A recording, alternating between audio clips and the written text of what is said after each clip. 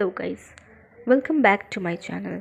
तो आज मैं आप लोगों के साथ Calcutta university BLLB second semester के सिलेबस एंड बुक रिकमेंडेशन को डिस्कस करूंगी। आगे बढ़ने से पहले मेरी आपसे रिक्वेस्ट है कि अगर आप लोग मेरे चैनल पर न्यू हैं तो वीडियो को लाइक और चैनल को सब्सक्राइब ज़रूर करें। So let's get start.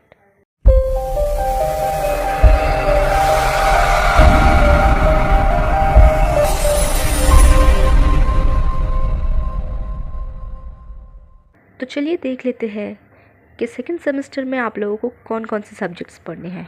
सबसे पहला है paper 1 that is English 2। Next is paper 2 political science 2। Third is paper 3 sociology 2।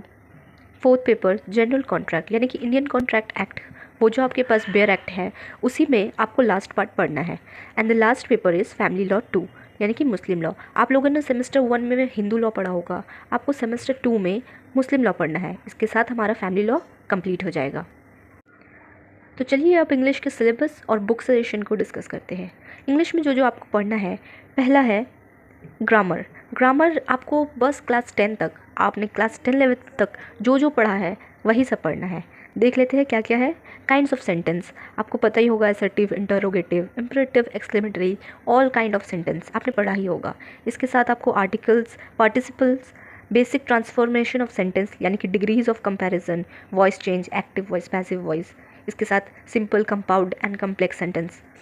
इसके साथ आपको नरेशन, डायरेक्ट और indirect speech, one word substitution, agreement of verb with subject और कुछ कॉमन एरर्स, ये सब आपने एंट्रेंस के टाइम में ज़रूर पढ़ा होगा और क्लास 10 तक तो पढ़ा ही होगा।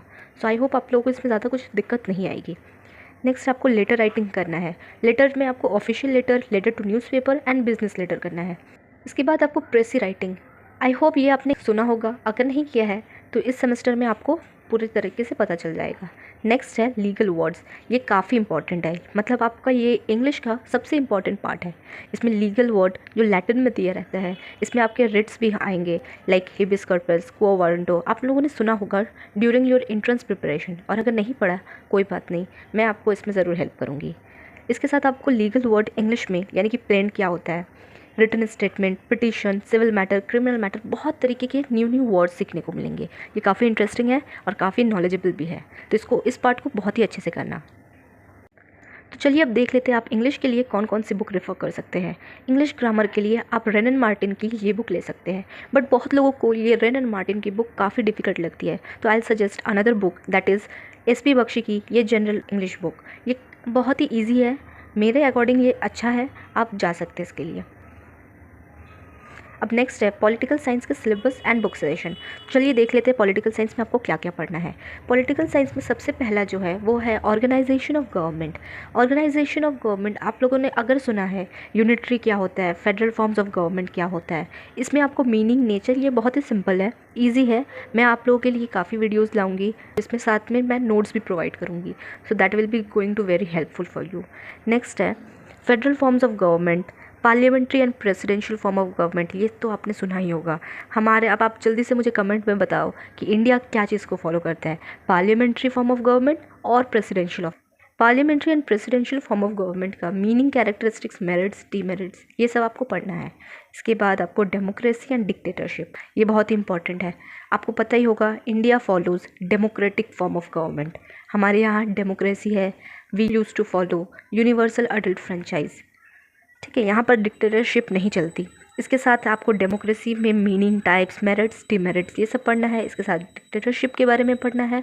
And most important organs of government, आपको पता होगा कितने ऑर्गन्स है, 3 ऑर्गन्स है, right, legislature, executive and judiciary. इसके बारे में आपको बहुत ही अच्छे से पढ़ना है। जिन लोगों ने 11 और 12th में पॉलिटिकल साइंस पढ़ा होगा उनके लिए ये सब बहुत ईजी होने वाला है, बट अगर किसी ने नहीं भी पढ़ा है सो ये कोई बड़ी डील नहीं है, ये बहुत ही ईजी है, आप आराम से कर सकते हैं। Next is theory of separation of power. I hope ये भी आप लोगों ने सुना होगा। सेपरेशन ऑफ पावर का मतलब ही क्या होता है, बहुत ही ईजी है। सेपरेशन ऑफ पावर का मतलब होता है जो गवर्नमेंट का 3 ऑर्गन है, that is legislature, executive and judiciary, ये तीनों के अपने अपने सेपरेट वर्क्स हैं, कोई भी एक दूसरे के काम में इंटरफेरेंस नहीं करता है। इसके बारे में और भी ज़्यादा हम पढ़ेंगे अपने नेक्स्ट वीडियोस में। तो चलिए अभी नेक्स्ट देखते हैं political parties and pressure groups and many more things. ठीक है। Next is public opinion. Public opinion एक छोटा सा टॉपिक है, ये काफ़ी जल्दी हो जाएगा। Next is electorate and representation. यहाँ जो मैंने आपको पहले बोला, यूनिवर्सल अडल्ट फ्रेंचाइज, यानी कि जो वोटिंग राइट्स मिलता है ना अडल्ट को, वही चीज़। इसमें आपका वुमेन सफ्रेज भी कवर हो जाएगा एंड रिप्रेजेंटेशन। ठीक है, तो चलिए इसी के साथ हमारा पॉलिटिकल साइंस भी यहाँ पर कंप्लीट होता है।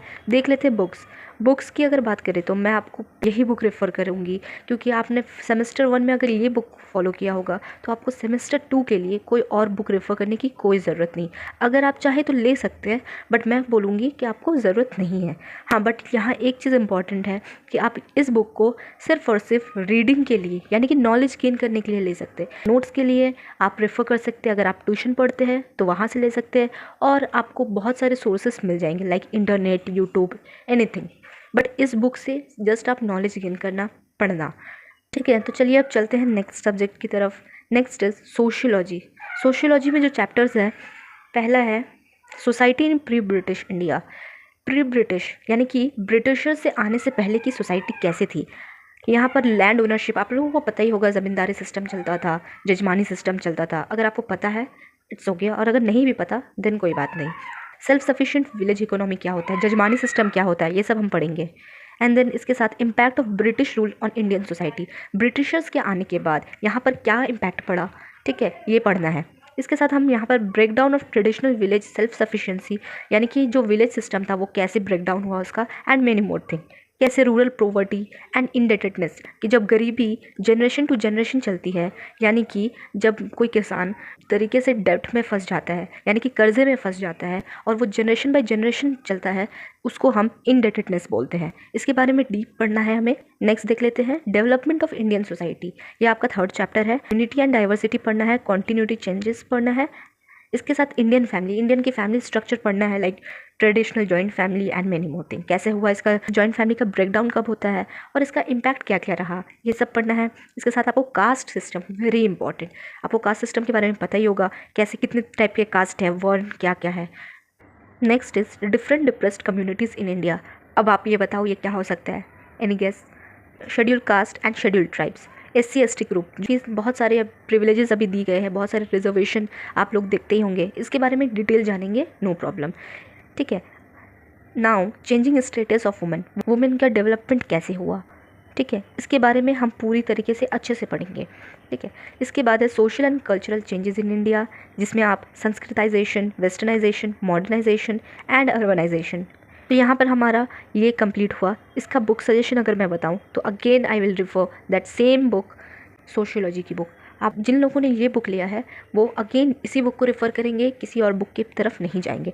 No need to purchase any other book, इस बुक से काम चल जाएगा। हाँ, बट अगेन मैं वही बात बोलूँगी कि आप नोट्स के लिए इस बुक के ऊपर डिपेंड मत रहना।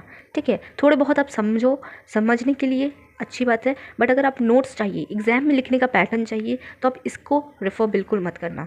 ठीक है, चलिए अब देखते हैं नेक्स्ट सब्जेक्ट। नेक्स्ट है हमारा जनरल कॉन्ट्रैक्ट, जिसका हम देखेंगे। आपके पास इंडियन कॉन्ट्रैक्ट एक्ट की बेयर एक्ट होगा, वही बेयर एक्ट का लास्ट पोर्शन हमें पढ़ना है, that is Indian contract act का relevant sections, guarantee, indemnity, bailment and agency, ये सब काफ़ी इंपॉर्टेंट है।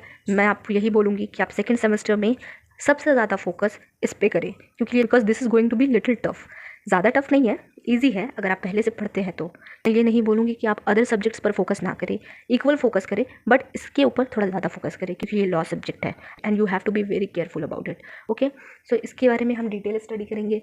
Next is Indian partnership act. ठीक है, लोगों के बीच में जो पार्टनरशिप होते हैं, पार्टनरशिप फॉर्म आपने सुना होगा, पार्टनरशिप में बिजनेस चलता है, तो वो उस पर क्या क्या रूल्स एंड रेगुलेशंस फॉलो किए जाएंगे, ये सब इस एक्ट के थ्रू हम जानेंगे। Next is sale of goods act. अब सेल ऑफ गुड्स एक्ट क्या होता है, कोई भी मूवेबल प्रॉपर्टी, इमूवेबल नहीं, मूवेबल प्रॉपर्टी जिसको हम मूव कर सकते हैं, like anything, it can be car, your mobile phone, anything else. ठीक है, उसका जब हम डील करते हैं ना, सेल होता है, उसको हम सेल ऑफ गुड्स एक्ट पर डील करते हैं। इन सब के ऊपर मैं वीडियो लाऊंगी, जल्दी ही वीडियोस लाऊंगी। ठीक है, तो चलिए देख लेते हैं इसकी बुक सजेशन को। For contract I refer RK बांग्या की कॉन्ट्रैक्ट 2। अब यहाँ पर एक लिटिल ट्विस्ट है, जिन लोगों ने RK बांग्या कॉन्ट्रैक्ट 1 लिया था, उन्हें इस बार सेकंड सेमेस्टर में RK बांग्या कॉन्ट्रैक्ट 2 लेना है। ठीक है, आपका ये book is more than sufficient, आपको कोई और बुक लेने की ज़रूरत नहीं है। बट हाँ, अगेन मैं वही बोलूँगी कि अगर आपको बहुत ही डीप नॉलेज गेन करना है तो आप एन डी कपूर की इस बुक के लिए जा सकते हैं। अब अगर जिन लोगों ने फर्स्ट सेमेस्टर में एलिमेंट्स ऑफ मर्केंटाइल लॉ यानी कि एन डी कपूर की ये बुक खरीदी है तो उनको ना ही कॉन्ट्रैक्ट 1 आर के भांगिया की लेनी है, ना ही कॉन्ट्रैक्ट 2 लेनी है। आपकी यही एक बुक दोनों सेमेस्टर के लिए इनफ है। ठीक है, बट जिन लोगों ने आर के भांगिया खरीदी थी कॉन्ट्रैक्ट 1, तो आपको अभी कॉन्ट्रैक्ट 2 खरीदना है। ठीक है, आई होप आपको ये क्लियर हुआ होगा। अब देख लेते हैं कि आपको जनरल कॉन्ट्रैक्ट में कौन सी बेयर एक्ट फॉलो करनी है। पहला है इंडियन पार्टनरशिप एक्ट। ठीक है, next is sale of goods act, इसको कवर अप कीजिए। इसके साथ तो आपके पास इंडियन कॉन्ट्रैक्ट एक्ट 1872 की बेयर एक्ट ऑलरेडी है, तो आपका उससे हो जाएगा। ठीक है, और वो टेक्स्ट बुक आर के भांगिया ले सकते हैं या फिर एन डी कपूर।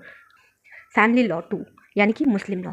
मुस्लिम लॉ आपने फर्स्ट सेमेस्टर में हिंदू लॉ पढ़ लिया है, तो सेकंड सेमेस्टर में आप जब मुस्लिम लॉ पढ़ेंगे आपका फैमिली लॉ पूरी तरीके से कंप्लीट हो जाएगा। ठीक है, तो देख लेते हैं इसमें क्या क्या पढ़ना है आपको। सबसे पहले सोर्सेज, स्कूल्स, मैरिज कैसे होता है, यहाँ पे कैसे निकाह, जो निकाह होता है ना मुस्लिम्स में, वो निकाह कैसे होता है, डावर, डावर यानी हक महर। ठीक है, एंड डिसोल्यूशन ऑफ मैरिज यानी कि तलाक कैसे होता है, डिवोर्स कैसा होता है। वक्फ, वक्फ मतलब डोनेट करना। ठीक है, प्रॉपर्टी जब डोनेट किया जाता है उसको वक्फ बोलते हैं। देन गिफ्ट, गिफ्ट को हम हिबा भी बोलते हैं मुस्लिम लॉ में। ठीक है, विल्स, ठीक है, विल्स एंड इनहेरिटेंस, ये सब लॉज हम पढ़ेंगे। Next is Indian succession act.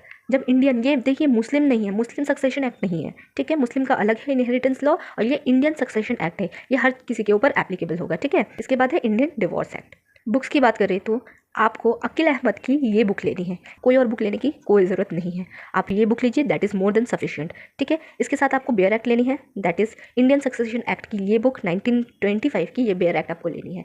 Next bare act आपको द डिवोर्स एक्ट आपको ये लेनी है। ठीक है, इसी के साथ मेरी ये वीडियो यहीं पे कंप्लीट होती है। अगर आपको कहीं पे कुछ भी दिक्कत आई हो आप मुझे कमेंट्स कीजिए, कमेंट में आप पूछिए, मैं आपको बताऊंगी, आंसर करूंगी। एंड देन इसके बाद आपको कौन सी टॉपिक पे वीडियोस चाहिए आप मुझे ये भी कमेंट में ज़रूर बताएं। और अगर आप मेरे चैनल पर न्यू हैं तो चैनल को ज़रूर सब्सक्राइब करें। Thank you for watching, take care, till then, अल्लाह हाफिज़।